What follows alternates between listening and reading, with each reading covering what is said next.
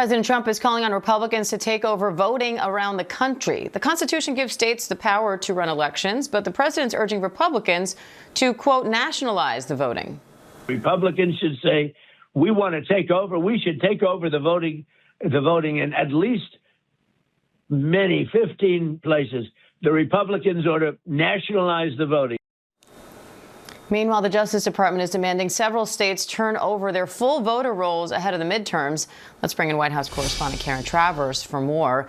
Karen, what's the latest on the president's push to take more federal control of elections? Diane, you heard it right there from the president. He's saying Republicans should do this. And Diane, we hear from the president quite frequently that he believes he won that 2020 election and that there is rampant fraud in U.S. elections. And now he's saying Republicans should take control of voting, federalize elections. He's not saying how exactly they should do that and what he wants to see happen. But as you noted, states have the power to run elections. That's given through the Constitution. So no surprise, there has been significant pushback to this. Senate Democratic leader Chuck Schumer yesterday called this outlandishly illegal and suggested that the president needed a copy of the Constitution. But there's also what the administration is doing when it comes to voter information, calling on nearly half of states to turn over to the administration their voter data. And also what you see happening in Minneapolis, Minnesota, where the attorney general is saying that Minnesota should turn over that information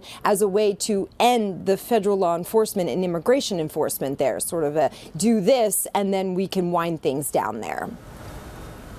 And Karen, sources say the president spoke to FBI agents who seized ballots from a Georgia election office last week. Now the director of national intelligence, Tulsi Gabbard, says Trump himself directed her to be there during the raid. How significant is that?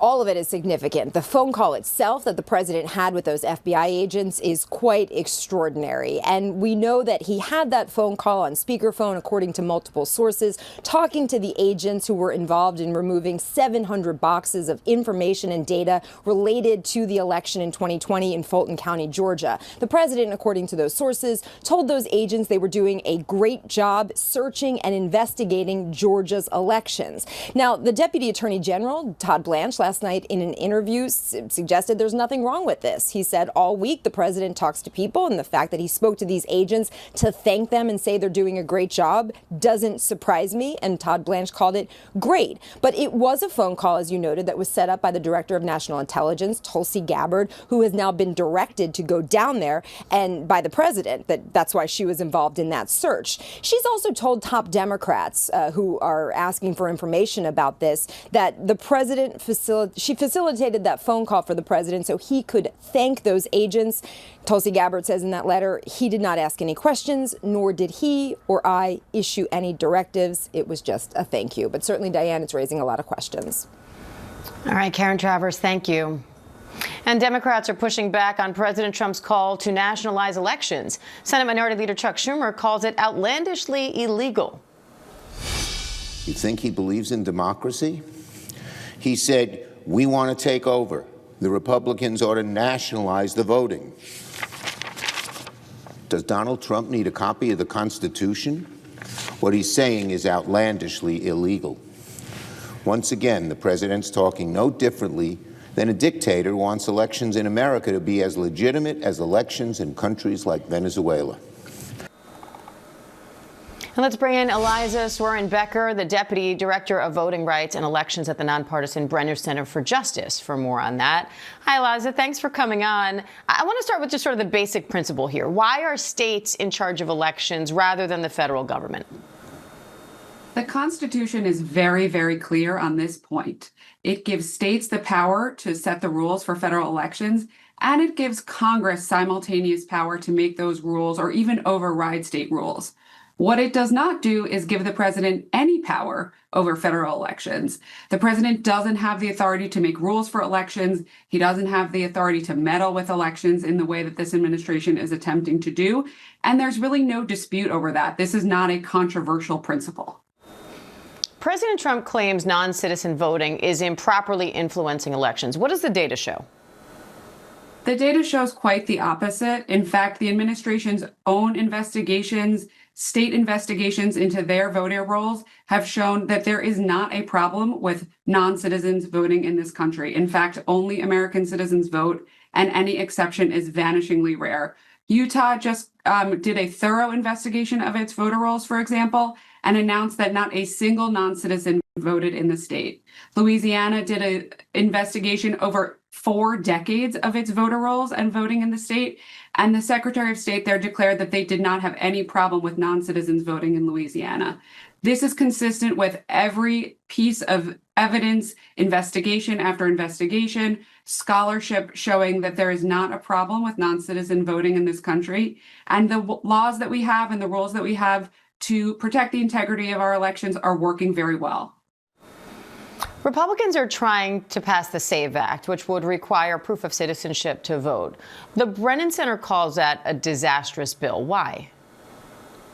First and foremost, the SAVE Act would block millions of Americans from being able to vote. The SAVE Act would require a passport or birth certificate or other citizenship document to register, and we know that over 21 million Americans do not have ready access to those documents. In fact, roughly half of Americans have a passport to begin with, and millions don't have either of those documents at all. This policy is a brazen voter suppression effort. It would especially burden young voters and voters of color. It's also an election administration catastrophe. It would make it extremely difficult for state and local election officials to do their jobs. And at the same time, it would impose civil and criminal penalties if those election officials made a mistake. It didn't become law last year for a reason, because American voters spoke up and spoke to their members of Congress, and it shouldn't become law again this year. The Justice Department is also demanding several states turn over their full voter rolls. What do you make of that? And what are you watching for as these battles over election security and voting rights play out ahead of the midterms? You're right. Since May, the Justice Department has asked nearly every state for all of its voter rolls, including sensitive voter information that the federal government, that the Department of Justice doesn't have the right to obtain or to use. The government has also sued 23 states and Washington, D.C. for refusing to hand over that information. The attempt to really hoover up all of this voter data is dangerous for a number of reasons. One is that the compilation of this kind of master list could be abused by the administration to meddle in elections. And we're seeing all the ways that the administration is, in fact, trying to interfere with the 2026 elections.